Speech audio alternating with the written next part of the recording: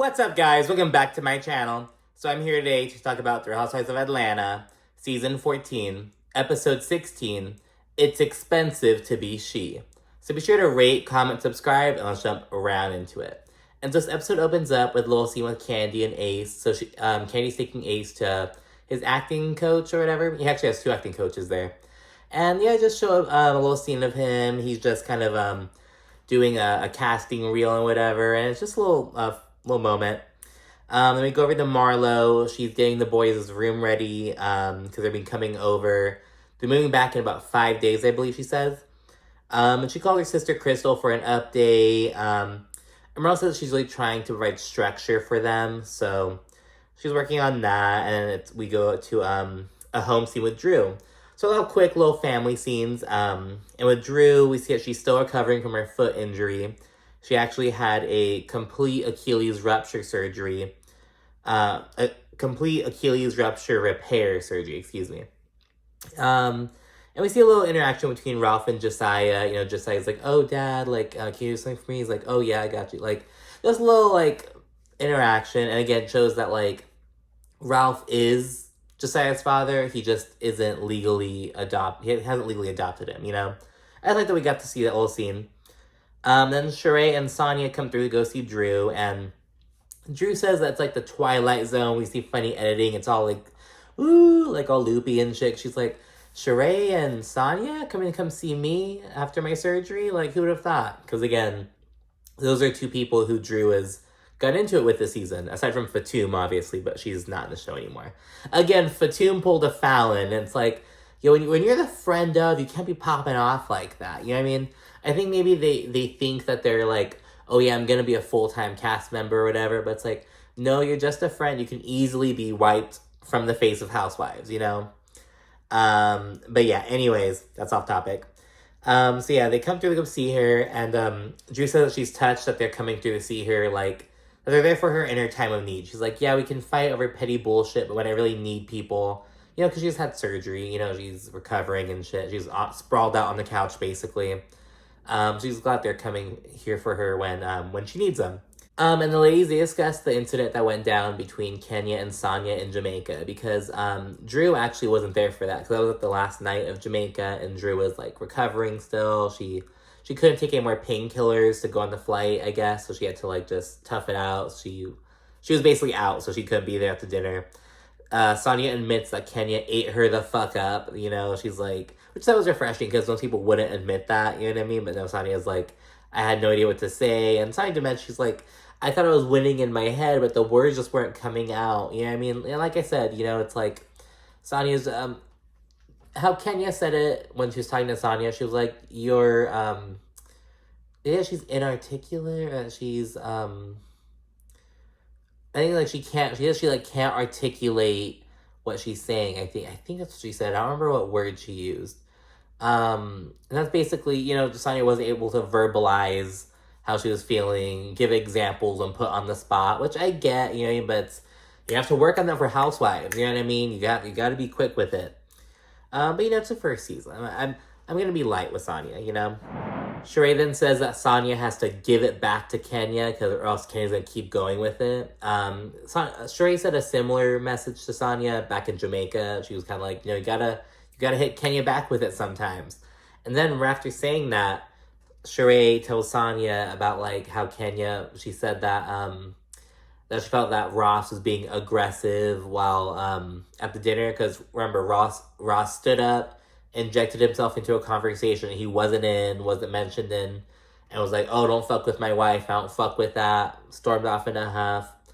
And I really do feel like that's different from what Todd did, you know what I mean? Like, Todd was sitting down, Todd was involved in the conversation, he was mentioned, but he also didn't respond to Marlo until Marlo addressed him directly, you know what I mean? Then Todd said his piece and got involved with it. But yeah, I just really feel like they're different situations. What do you think? Do you think that there's a difference between what Ross did and what Todd did? I personally do. I don't know. Anyways, Shereé tells Sanya that Kenya felt that Ross was being aggressive, and Sanya's pretty pissed about that, and Sanya immediately, she's like, oh, you know, Kenya wishes she had a man who would stand up for her like that. immediately brings that up. And Sanya actually proceeds to immediately call Kenya up. She's like, I'm gonna call her up right now. And it's just like so forced. It's like Sanya's looking for a problem. She's looking for a reason to get into it with Kenya. She has a little audience of Shereé and Drew, these two minions, and it's like, okay, girl. So she calls Kenya right then and there. Kenya is half asleep, and people. I remember there's this like big old saying, like this meme almost, or this trend of people being like, "Oh, your half asleep voice is your sexy voice." Kenya's half asleep voice is her nice voice, because Kenya sounded so sweet on the phone. She was like, "Hi, is everything okay?" And then she just sounded so like sweet. It was just such a shame. Sonya was just coming for it, and mind you, Kenya's like half asleep. She probably was woken up in bed, and when Kenya wasn't like quick to respond, Sonya's like, "Oh, cat got your tongue now," and it's like, Sanya, calm down. You aren't on the same playing field. You know what I mean? Like, this bitch is half asleep, is in bed. You're, like, wide awake with these homegirls all riled up and shit. Like, oh, she wishes she knew a love like we have. She wishes she had what I have. And it's just like, girl, whatever. Like, Sonya's just being a tryhard, honestly. But Kenya honestly doesn't go off or anything. Again, she's, like, half asleep. She tells her, I'm gonna need to call you later on when I wake up, But yeah, Sunny says her little piece. She's like, I don't appreciate you calling my husband aggressive, blah, blah, blah. She says her little piece. Kenya doesn't really respond to it. Kenya's, it's this whole thing. And yeah, Sonya hangs, she's like, bye, bitch. And she's just so hot and bothered with it. It's like, oh my goodness. It's like, Sonya's just hyped up. But again, Kenya didn't really let her have it because she's asleep. You know what I mean? She doesn't give a fuck. We then see Shereé. She's having a little She by Shereé casting call with models. She introduces Rawan. She's the fashion show coordinator. And we have 2 weeks till the show. Kenya comes through for support. She comes through for support, and she immediately starts giving input. She says that she feels like she's like, oh, we're doing this the wrong way. Why aren't there more models outside? Why aren't you advertise it more? She immediately giving input, and she does mention, she's like, because Kenya told Shereé about how she felt Ross was aggressive, and Shereé in turn told Sanya. And Kenya says, I would have rather that Shereé hadn't said anything, but it's just typical bone carrier activities, typical Shereé shit. And she's just here to support her because she wants to see her win. I believe how she puts it is, she doesn't have another loss in her. She can't lose again. She can't, fuck up again. And then Kenya, she feels like Rawan's being a little laid back. She's critiquing all this different shit that Rawan did and everything. And Rawan's a little shade back as well. She's like, because Kenya says, oh, we need real models. And Rawan's like, you need a budget for real models. And so Shereé got caught in the crossfire. And because Shereé, as we see later on, she's cheap. She doesn't like to pay people, as Anthony, the assistant, said earlier this season. But yeah, and Shereé, she's like, I already spent $1 million on this. So she's swearing that she already, and, if you think about it, it's it's probably more expensive because she's trying to rush this shit right now. She's had years to work on this, but she's all of a sudden trying to revive it. I don't know, man. I don't know. I just can't see it happening. It's what? She's gonna make shit that winds up in Forever 21 or what? It's just, I don't know. But yeah, so models come in, they start doing their thing, and they're all short. Because to be a model, you have to be tall. I think people were 5'10", 5'11", oh, you can be a model, you're tall enough to do that. But yeah, they're all short. They're 5'6", 5'5", one's 5'4". But yeah, and Kenya and Rawan have their little moment, a little back and forth, because they see a model they really like. And Kenya's like, oh, but your information isn't on the back of your card. Can you add it? And Rawan's like, oh, no, my sister has all the information. We'll take care of it. And Kenya's like, no, it needs to be on the back of the card so we don't lose. So we know if this is the model we want. They have a little back and forth. Rawan's like, no, I'll do it my way if you don't mind. And Kenya insists. Kenya, is being overbearing. And she's like, oh, here, put your information on the back of this. And Rawan's like, okay, it'll make her happy. And Rawan says, oh, it'll make her happy. Kenya's like, oh, yes, I am happy. Everyone's like, oh, confetti. There's a little back and forth. Everyone loved it on Twitter and Instagram. They were like, oh my gosh, like, because she was kind of holding her own with it, you know, playing tennis with Kenya and with the shade and everything. And we also know in real time, Kenya and Rawan are cool. Kenya said on Twitter that, like, oh, she's super sweet. We text every now and then, like, so, like, yeah, we're having a little shade off, but, you know, we like each other. And people are saying, give her one Marlo's peach. So, yeah, she kind of garnered some support and fans, if we will. This is how I do it. So I'm going to do it my way. No, I'm going to do it my way, if you don't mind, because I'm the one that's going to be assisting. Thank you. No problem.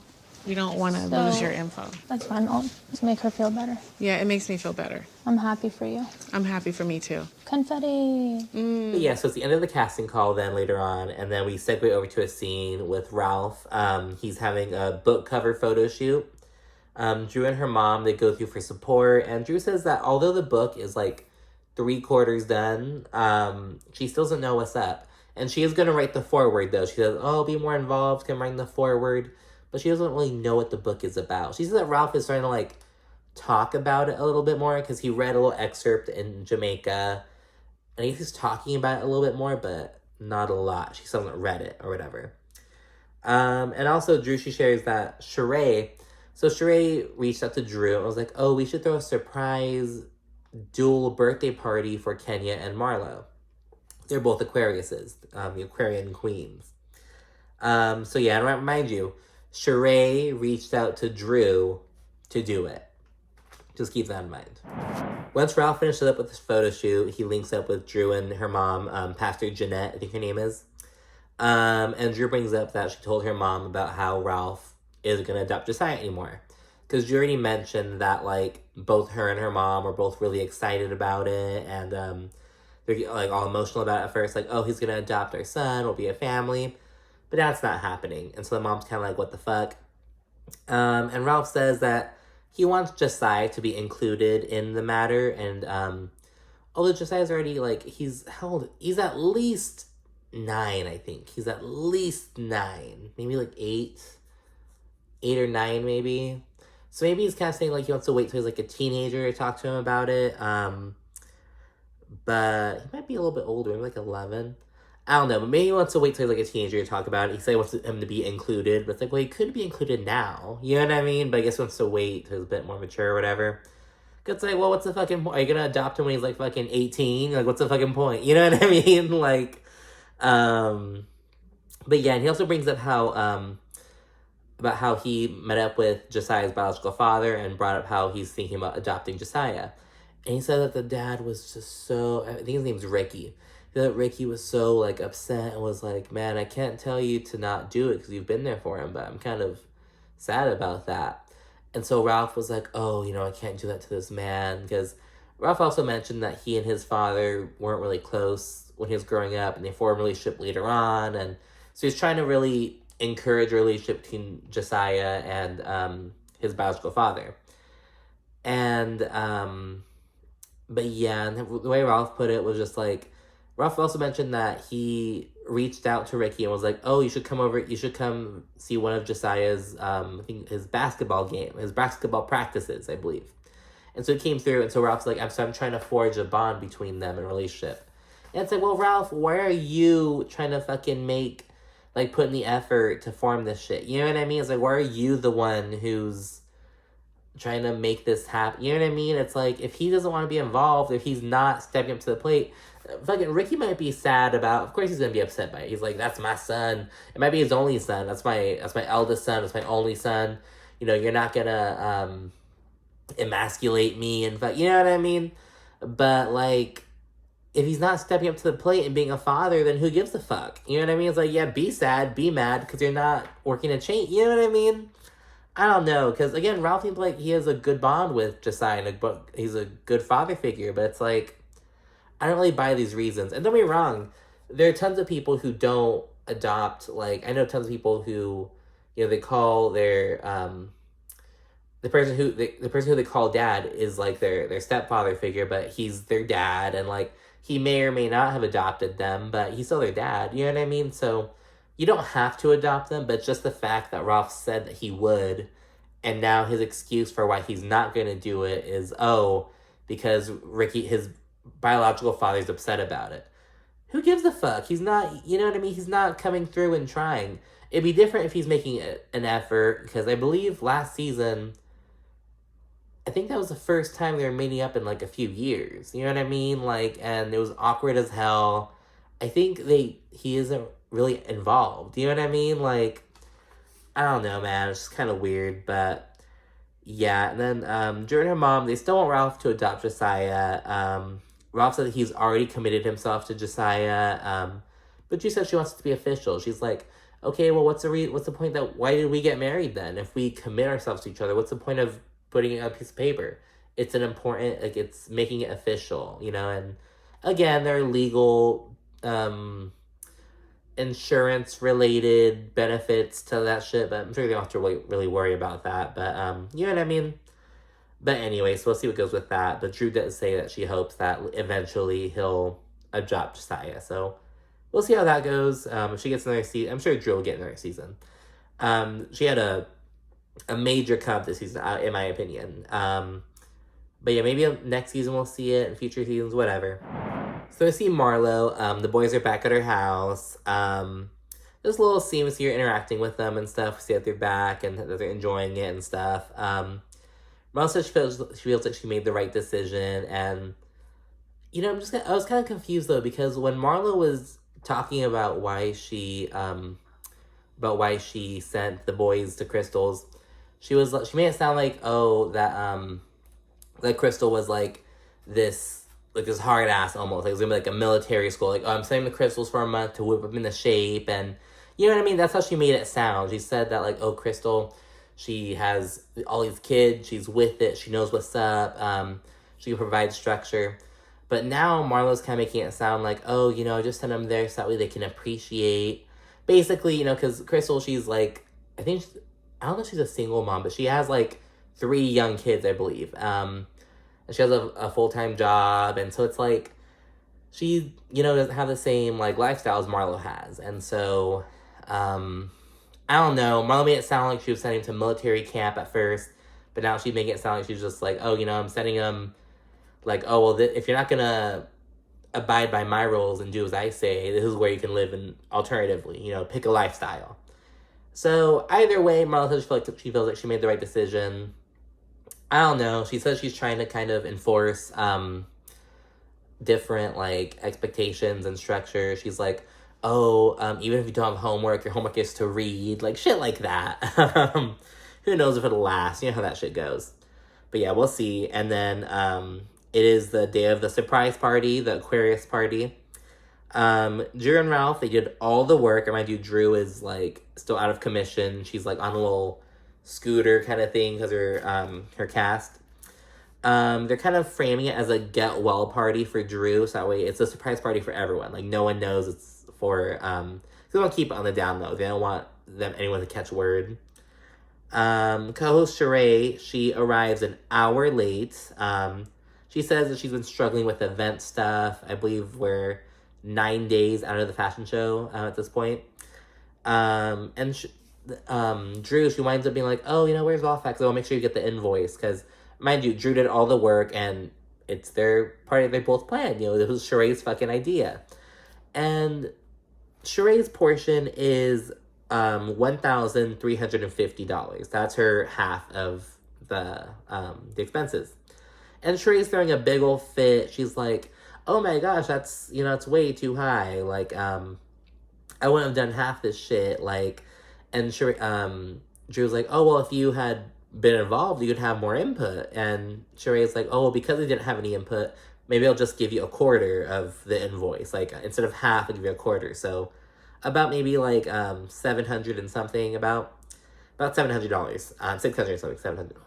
I suck at math, so I'm like getting all this, about around $700. Yeah, so Shereé, she's throwing a big old fit, basically over $700. So she's like, oh no, I'm not gonna be able to do that. And Drew says that Anthony was correct, the assistant that they both shared for a bit, because he said Shereé doesn't like to pay people. She does not like paying, and we are seeing that live in action. And it's like, how the mighty have fallen. Because remember season 1, Shereé? Like, way back when, like, oh, you know, everyone wants to see me at the, like, I'm a part of Atlanta's elite, you know, I live this lifestyle and shit. It's like, oh my goodness. Now she's throwing a fit over $700 for a dual birthday party. I was like, bitch, there are 2 people. This is a very perfect 2 people. And it's a housewives thing, and it was her idea. I don't know, man. It was just, Shereé's just being a cheap ass, and it's like, and this is why I'm just like, my expectations are extremely low for the fashion show, and you'll see why as we continue talking about it. But yeah, so Shereé's kind of bitching about that. Shereé then gets a call that one of the designers, because she says she outsourced work to some designer in California for a little bit, and one of her homegirls lives nearby, and she's like dropping by to kind of check in on it. And she's saying that he's behind on his work. He doesn't have the amount of garments and pieces that he said he would have. The ladies start rolling in then, and Shereé shares that she has 0 samples at the moment. She has nothing. 0 samples. So she has shit in LA that's still getting made. And she says she has shit out in Alaska that's like on the way over. And it's like, why the... And that makes me, like, I can't help but think that it's just gonna be some cheap ass shit. Like, why are you, like, who's in Alaska? Well, I feel like you're just going to some big generic manufacturer up there. It's like, who's in Alaska? What does that, it's like, I don't know. I'm not expecting much. I'm expecting fucking Forever 21 Amazon level shit, to be honest. Not like a hater, but it's like, you know, we're not seeing... Like, we're not seeing the work get put into it. You know what I mean? And it's just like, she has no samples. And the fashion show is in 9 days. Like, what are the shit? It's gonna be the exact same thing where it's like last minute, like as the last fashion show. Last minute shit. It's gonna be horrible. She's gonna have to, oh my gosh, poor Shereé, man. It's like, you learn nothing in all these years. You know what I mean? Like, nothing. It was insane, to be honest. More people start arriving. Drew invited one of Kenya's cousins. I believe it's the same cousin who was supposed to go on the Jamaica trip, but she got COVID. So she invited her, and she invited, like, 4 of Marlo's good friends from Florida. And then Kenya and Marlo, they wind up pulling up at the exact same time. You know, so everyone's already in the house already. So at the exact same time, they pull up. Then, surprise for the Aquarius girls. Kenya and Marlo, they're in confessional. Kenya's like, you know, of course I'd rather it just be a party for me than me and Marlo, but, you know, whatever. And Marlo expresses a similar sentiment. She's like, yeah, I mean, I'd be cool with Kenya. It's maybe kind of awkward, but, you know, my homegirls are here. I think one of them's, like, her goddaughter. One's, like, her niece. Like, people who are, like, really close to her from St. Petersburg. And so they're all there and stuff. And it's good vibes, and at the table, everyone's basically encouraging Kenya and Marlo to make peace. Like, a few different people begin, like, talking and expressing sentiments, and that's basically the underlying vibe. Like, we just want Marlo and Kenya to make peace. We just want them to stop fighting. In her confessional, Kenya says it feels like an intervention. And yeah, Marlo and Kenya, they reflect on all of the ways that they've hurt each other in the past. You know, they both thrown shit in each other's faces and just kind of really hurt each other and thrown daggers and shit. And yeah, they kind of keep talking about it, and they don't start arguing, but they said the other women feel like they're turning up. Like, basically they feel like the conversation's going from like mild and chill to slightly, you know what I mean? It's like turning up. So right when that happened, they nip it in the bud, they call timeout, and Drew calls her fucking mom and Pastor Jeanette to come bless the food. And so it's kind of funny, and they start eating and stuff. And afterwards, Drew and Shereé, they usher in a drinking game, and it's called Below the Belt. It's essentially a, like, what would you do, how would you react kind of game. So the rule is, like, we read out a scenario, and someone has to say how they would react. And if it's, like, if it's below the belt or out of pocket, you, like, take a drink or whatever. Something like that. The first question is, how would you respond if a woman accused your man of being aggressive towards women? Obviously alluding to the thing between Sanya and Kenya. Sanya jumps in and responds all extra. She's like, I would respond, bitch, you wish you had a man like that. And she, like, jumps out of her seat. The seat falls back. Kenya's like, okay, like, again, she doesn't really say anything. She's just letting the shit roll off her back, like, so, she's kind of like, Sanya and I like each other, but she's just, girl, whatever. So, Kayla lets it roll off her back. She doesn't really say anything to it. The second question is regarding Shereé ditching out on paying her half of the bill for the party. Shereé uses the fashion show as an excuse, and she seems to take the opportunity to segue to handing out these invitations to the fashion show. And then these custom kind of like, like those like box invitation kind of things. They're like those, and so a clear front, it's in a box, and the invitation's right there. And there's these little tiny little replicas of outfits, kind of like, Kandi calls them like little Barbie clothes. These little replicas of outfits, and that's the invitation. Kandi asked Shereé, after she gets her invitation, she asked Shereé, oh, how many pieces do you have at the moment? And I guess she wasn't there yet when Shereé was talking about earlier. Shereé says none. And Kandi, she throws shade over, she's like, Shereé, you have no, like, in a confessional, she's like, Shereé has no pieces for a fashion show in 9 days, but she has these extra ass invitations. It's like, girl, what the fuck? Like, get your priorities straight. Because again, Shereé is about the vibe. She's about everything except the actual fucking clothes. The fashion show with no fashions, as the good Dwight said, and we get him saying that a few different times. If you don't references to him throughout the episode. So yeah, she's concerned about everything else but the actual fucking clothes, but the actual thing that everyone's there to see. You know what I mean? But yeah, Kandi says, like, well, Shereé might as well be fucking designing Barbie clothes at this point, because, she has all these little miniature samples. That's all she got. But, again, Kandi, she shouts out Dwight. She's like, she's like, a fashion show with no fashions, how dreadful. Marlo and Kandi, they say, like, oh, it's just a party at this point. Like, I think you just want to have a big old party. You don't even want to have a fashion show. You just want to party. And yeah, Kenya points out that the model call was a disaster. It's just a whole big old thing. And Kenya gets real with Shereé. She takes a poll. She's like, who here wants to see Shereé succeed? Wants to see her win? Everyone raises their hand, and Kenya's like, Shereé, everyone here at this table wants to see you win. But if you don't get it together now, you will fail. And you don't want to fail twice. And it's like, that is some real shit, but to be honest, Shereé needed to hear that. She needed to hear that, like, fucking, like, 5 months ago. You know what I mean? Like, it was too close. It's 9 days away. She has nothing. Like, what if they're shitty? That's not enough time to, like, you have to outsource your work to fucking China. Like, you know what I mean? Like, oh my goodness. But yeah, then it is the end of the party, and we see the last scene of the episode. It's another day, and we see Shereé. She's going to the cafe, and she's looking with Apollo Nida. She said they've always been good friends, and she asks Apollo if he's down to model for the show. And Apollo, he says that they basically kind of get to talking, and Apollo says that he feels that Phaedra left him high and dry after he went to prison. Phaedra was worried about her good name, and it's like, well, girl, that fucking went to shit now, didn't it? But yeah, that's how he feels, and she starts talking to Apollo about Tyrone. And Apollo and Tyrone, they know each other. They ran to each other while they were in prison. And she reminisces about how attentive Tyrone was while he was in prison.